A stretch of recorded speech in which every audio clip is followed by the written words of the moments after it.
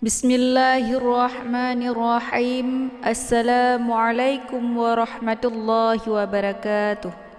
Sahabat pecinta Al-Quran yang dirahmati Allah, jumpa kembali bersama saya Rodatillah di channel Ummahatul Qura. Pada kesempatan kali ini kita akan melanjutkan bacaan surah Al-Baqarah ayat yang ke-27. Jadi pada pertemuan kali ini kita akan membaca secara pelan-pelan yang disertakan dengan uraian tajwid dan juga ikuti dengan cara menempatkan makharijul huruf yang benar. Bagi para jemaah yang baru bergabung, jangan lupa di-subscribe ya, di-like dan share. Semoga video ini bisa bermanfaat bagi kita semua. Amin amin ya rabbal alamin. A'udzu billahi minasy syaithanir rajim. Bismillahirrahmanirrahim. Alladzina yanquduna 'ahdallahi min ba'di mitsaqih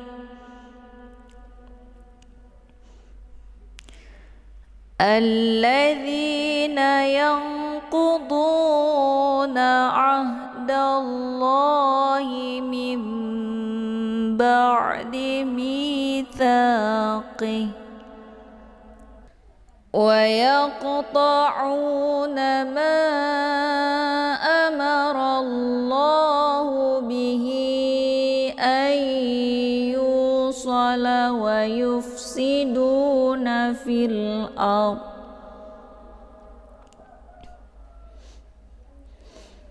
wa yaqta'una ma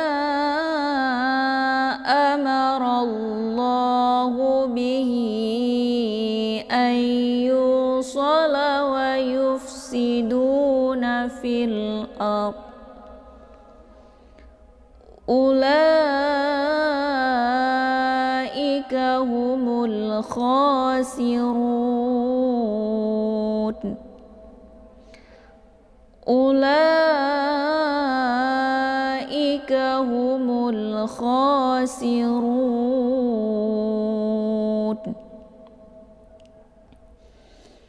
Kaifa takfuruna billahi wa kuntum amwatan fa ahyaakum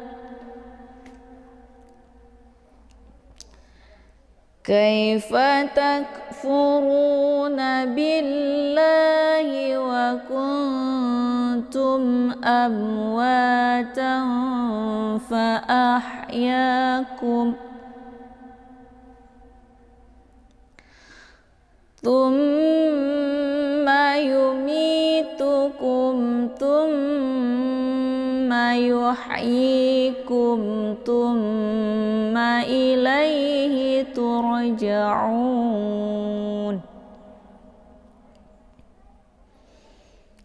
thumma yumitukum thumma yuhyikum thumma ilaihi turja'un. Huwa alladhi khalaqa lakum ma fil ardi jami'a Huwa alladhi khalaqa lakum ma fil ardi jami'a thumma istawa ila as-samaa'i fasawwahunna sab'a samawat thumma istawa ila as-samaa'i fasawwahunna sab'a samawat wa huwa bikulli syai'in alim. Wa huwa bikulli syai'in alim.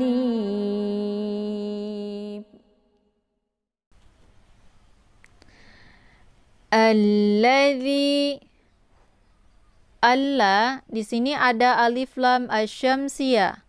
Karena sesudah alif lam terdapat huruf syamsiyah yaitu la.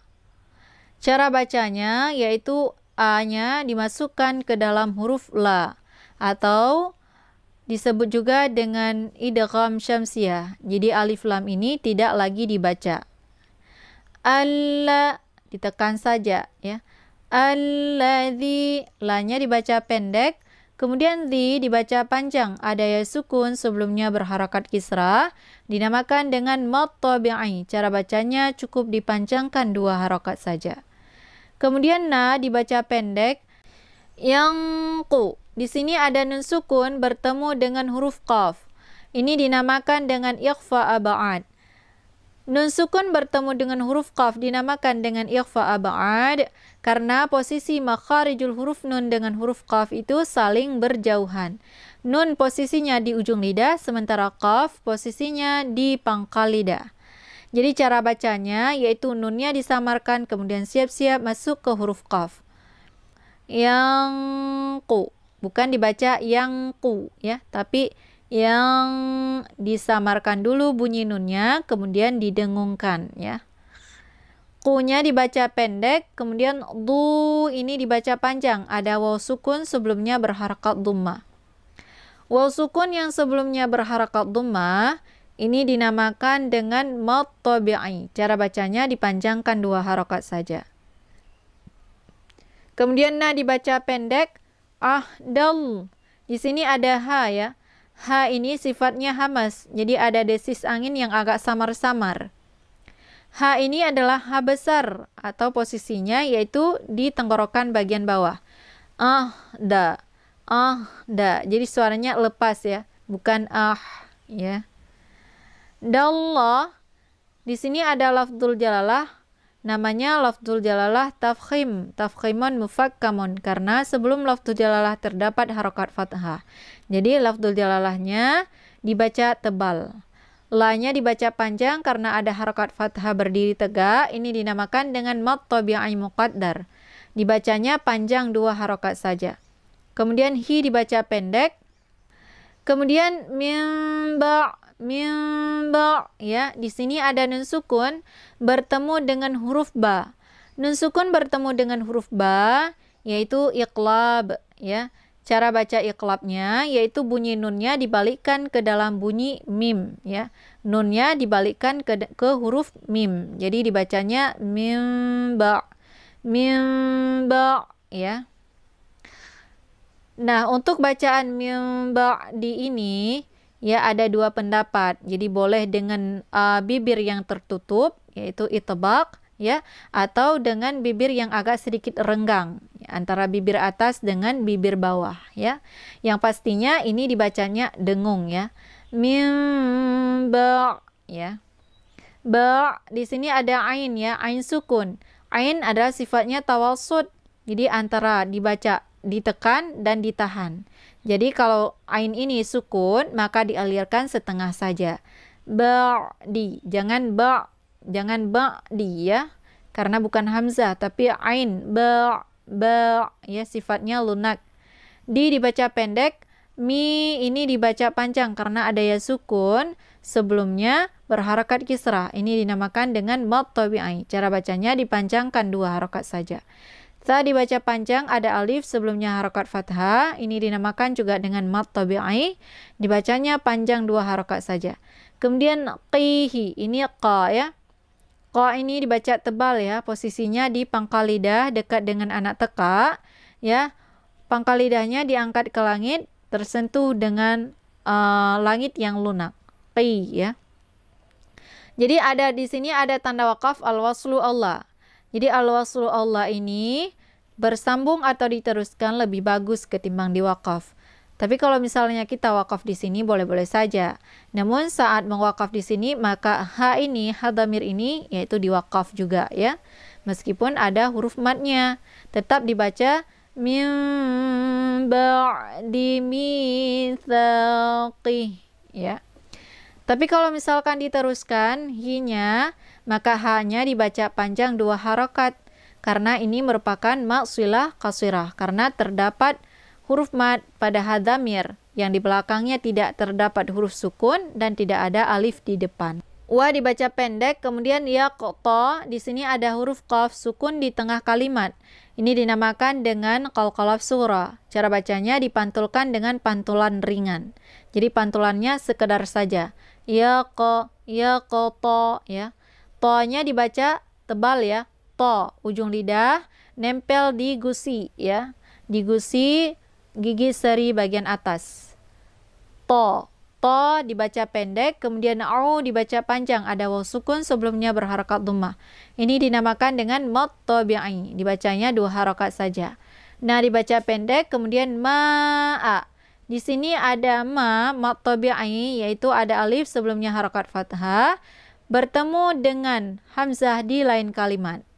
Ya, maka ini dinamakan dengan mad jaiz munfasil. Jadi makna munfasil itu adalah bercerai antara huruf mad tabi'i dengan hamzah. Ma ini satu kalimat ya, dia punya maknanya sendiri, sementara amarallah dia juga punya maknanya sendiri. Jadi 2 kalimat ini adalah berbeda makna ya. Maka ini dinamakan dengan mad jaiz munfasil. Cara bacanya boleh dipanjangkan 4 atau 5 harokat, harus konsisten dengan nafas. Kemudian a dibaca pendek, ma dibaca pendek, ra dibaca tebal ya karena harokatnya fathah. Kemudian di sini ada lafzul jalalah, namanya lafzul jalalah tafkhimun mufakkamun, yaitu dibaca tebal karena sebelum lafzul jalalah berharokat fathah. La-nya dibaca panjang karena ada harokat fathah berdiri tegak. Ini dinamakan dengan mad tabi'i muqaddar, dibacanya panjang 2 harokat saja. Kemudian hu dibaca pendek, bi dibaca pendek, kemudian hi dibaca panjang karena di sini ada mad tabi'i yang terdapat pada ha dhamir, yaitu harakat fathah berdiri tegak yang terdapat di bawah huruf ha dhamir, kemudian bertemu dengan hamzah di lain kalimat ya. Maka ini dinamakan dengan mad silah tawilah. Jadi cara bacanya dipanjangkan 6 harokat ya. Ayu, di sini ada nun sukun bertemu dengan huruf ya yang bertasydid. Ini dinamakan dengan idgham bil gunnah. Cara bacanya didengungkan, yaitu a-nya, nunnya dimasukkan ke dalam huruf ya atau a-nya ditekan kemudian dileburkan suaranya ke dalam huruf ya sambil dengan cara ditahan ya. Ayu, ayu. Jadi jangan ditekan saja. Ayu, itu bacaan yang salah.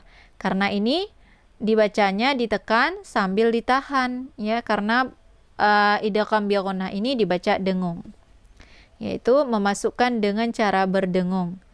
Yu dibaca panjang, ada waw sukun sebelumnya berharakat dhammah. Ini dinamakan dengan mad tabi'i. Cara bacanya dipanjangkan 2 harakat saja. So dibaca tebal ya, so. Ini so-nya dibaca pendek, kemudian la juga dibaca pendek. Wa dibaca pendek, yufsi. Di sini ada huruf fa ya. Fa yang sifatnya adalah hamas, sementara sin sifatnya sofir. Jadi ketika 2 huruf tersebut beradu dalam satu kalimat ya dan bertemunya secara berhadapan, maka fa ini desis anginnya agak sedikit samar ya, tapi dialirkan bukan cara dipantul ya. Kemudian si ini anginnya lebih jelas dan bacaannya tipis. Yufsi, yufsi. Jadi jangan dibaca yufsi, yufsi ya. Itu bacaan yang salah karena fa-nya sudah dipantulkan ya, karena fa bukan huruf qalqalah. Jadi tidak usah dipantul. Dialirkan saja. Yufsi, yufsi ya. Posisi makharijul huruf fa ini yaitu perut bibir sebelah dalam bagian bawah bertemu dengan 4 ujung gigi seri bagian atas. Yufsi ya.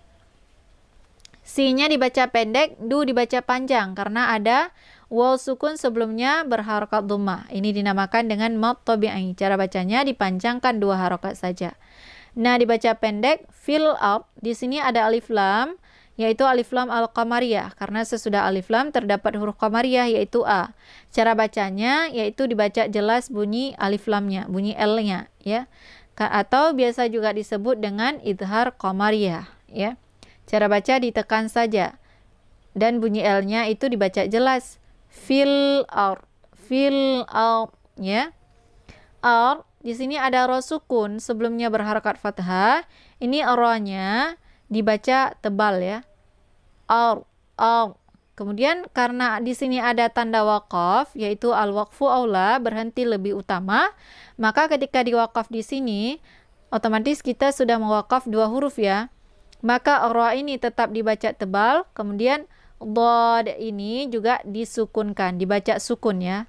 Tidak sampai kepada makhrajnya ya. Fil ard. Jadi harakat ini disukunkan ya. Ula di sini ada waw. Ini waw ziyadah. Jadi u-nya tidak dibaca panjang ya. Dibacanya pendek saja 1 harakat. Kemudian lai ada mad tabi'i yaitu harakat fathah berdiri tegak terdapat pada huruf la, kemudian berhadapan dengan huruf hamzah dalam 1 kalimat. Ini dinamakan dengan mad wajib muttasil karena mad tabi'i dengan hamzahnya masih menyatu dalam 1 kalimat atau masih berada dalam 1 makna atau 1 suku kata ya. Wajib muttasil ini dibaca panjang boleh 4 atau 5 harokat, harus konsisten dengan nafas. Jadi berbeda dengan ma'a di sini ya. Kalau ma'a di sini adalah mad jaiz munfasil karena mad tabi'i dengan hamzahnya terpisah, beda-beda kalimat. Sementara lai mad tabi'i dengan hamzahnya masih berada dalam 1 suku kata. Jadi dinamakan dengan mad wajib muttasil ya. Makna muttasil itu bersambung, sementara munfasil bercerai atau terpisah.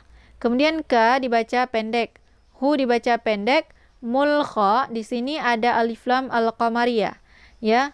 Alif lam al-qamariyah dibaca jelas bunyi lamnya atau juga biasa disebut dengan idhar qamariyah ya.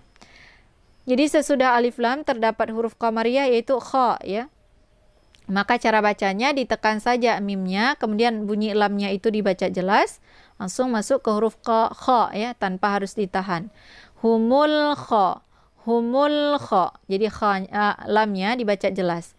Kemudian kha, ini posisi makharijul huruf kha ini ditekan ya. Dia letaknya di tenggorokan bagian atas, sejajar dengan huruf gha ya. Kha, khi, khu, akh ya. Kha dibaca panjang ya, ada harakat fathah berdiri tegak. Ini dinamakan dengan mad tabi'i muqaddar. Cara bacanya dipanjangkan 2 harakat saja. Kemudian si dibaca tipis ya, sifatnya adalah safir, anginnya lebih jelas ya. Si dibaca pendek. Kemudian ru di sini ada waw sukun sebelumnya berharakat dhammah, kemudian disertakan dengan 1 huruf lagi yaitu nun yang sudah kita wakaf di sini. Maka otomatis di sini sudah 2 huruf ya. Maka ini dinamakan dengan mad arid lis-sukun ya. Mad arid lis-sukun ini dibaca boleh panjang 2 atau 4 harokat sampai 6, harus konsisten dengan nafas. Taib, cukup sampai sekian uraian kita pada kali ini. Mudah-mudahan bisa bermanfaat bagi kita semua. Amin amin ya rabbal alamin. Shadaqallahul azim. Saya akhiri dengan wabillahi taufik wal hidayah. Assalamualaikum warahmatullahi